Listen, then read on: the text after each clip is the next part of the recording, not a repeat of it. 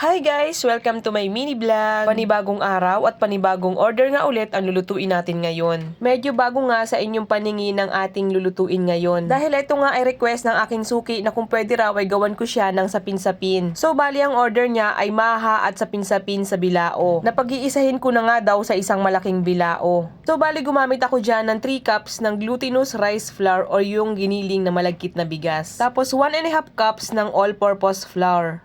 Then, agad ako dyan ng 1 and 1/4 cups ng puting asukal. 3 and 3/4 cups ng gata ng nyog. Bali, ito ay yung pinagsamang unang piga at saka pangalawang piga. 1 can ng condensed milk. Ito yung 390 grams.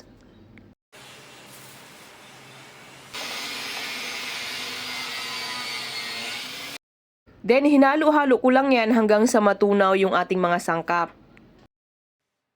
Pagkatapos ko ang mahalo ay sinala ko at marami pa ring buo-buo.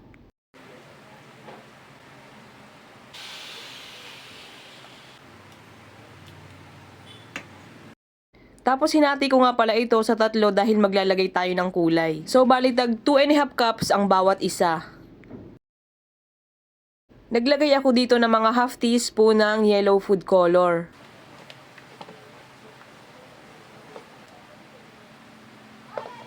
Then kulay violet naman dito sa isang mixture. Powder na food color na nga na ilagay ko dito dahil naubusan nga ako ng liquid food color. Etong isa nga ay hindi na natin lalagyan ng kulay. Habang nagpapakulo nga ako ng tubig sa steamer ay nagpahid na ako ng oil dito sa ating mga molder. Kulay violet nga muna ang unang inilagay ko, bali 1 tablespoon.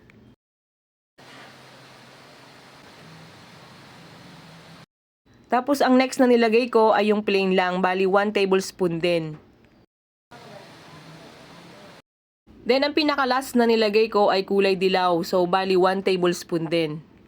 Kung napapansin nyo ay pinag-isa ko na nga lang siya ng lagay para mas mapadali nga at mas tipid sa gas. Bali niluto ko nga yan sa low heat ng 18 minutes.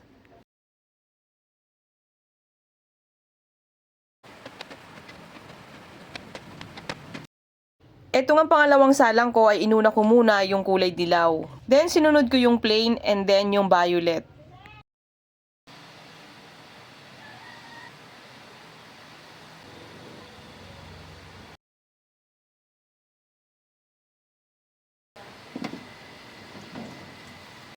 Pagkatapos ko ang lutuin yung sapin-sapin na isusunod ko naman itong maha blanca. Bali naglagay ako dyan ng 3 cups ng cornstarch tapos tinunaw ko ito sa 2 cups ng tubig. Kung mapapansin nyo ay mahirap talagang tunawin ang cornstarch. Kaya wag mainip at haluin lang ito ng dahan-dahan hanggang sa matunaw.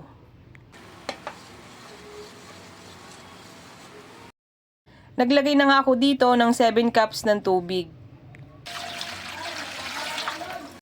Then maglalagay ako dito ng margarine, so bali buttercup yung gamit ko. 3 sachet ng powder milk. Isang lata ng whole corn, so ito yung 425 grams, so bali tinanggal ko lang yung pinakatubig niyan. Bumawas nga lang ako ng konti dyan para pang toppings natin sa maha mamaya. Once na kumulo na nga yan, ay maglalagay naman tayo dito ng 2 and a half cups ng puting asukal.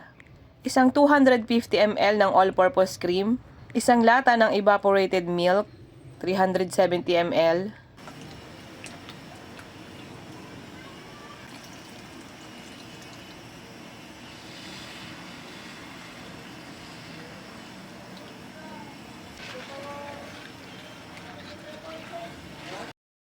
then once na kumulo na nga ulit yan, ay hihinaan ko na nga dito yung apoy sa low heat.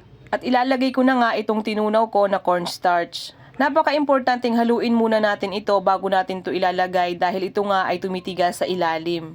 Then once na natunaw na nga yan, na ilalagay na natin ito paunti-unti. At sasabayan nga natin ito ng paghalo dahil ito nga ay nagbubuo-buo.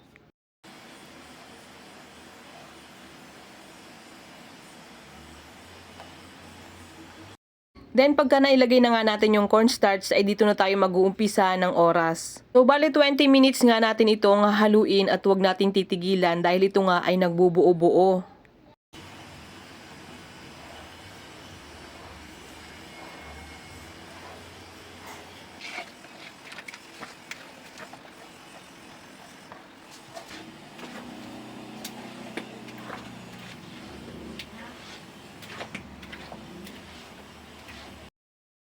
After 20 minutes nga ay mapapansin nyo na medyo mahirap na siyang haluin at saka dumidikit na siya sa sandok. Pagka ganito na nga ay pwede nyo nang patayin yung apoy at ilagay na natin to sa bilao. Bumawas na nga ako dito ng 6 tubs. Sobra nga ito at half nga lang sa bilao ang kailangan nating kunin dito.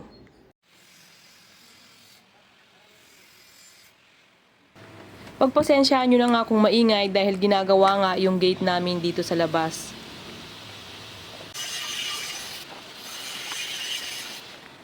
At yung natira nga ay inilagay ko na rin dito sa bilao. Dapat nga ay medyo mabilis ang pagkilos natin dito dahil ito nga ay mabilis tumigas. Then sa kabila nga ay sapin-sapin naman ang ilalagay natin.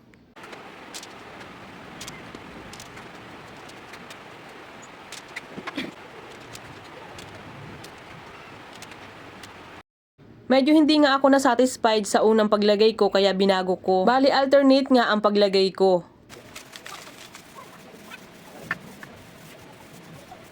Then nilagay ko na nga yung ating toppings na mais at saka cheese.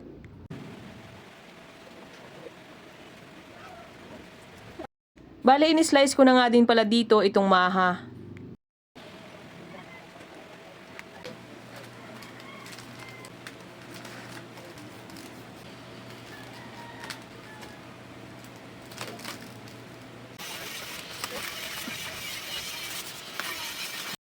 Pagkatapos kong mabalot yan, ihahatid ko na rin ito sa customer dahil ito nga ay 2 PM ang delivery time.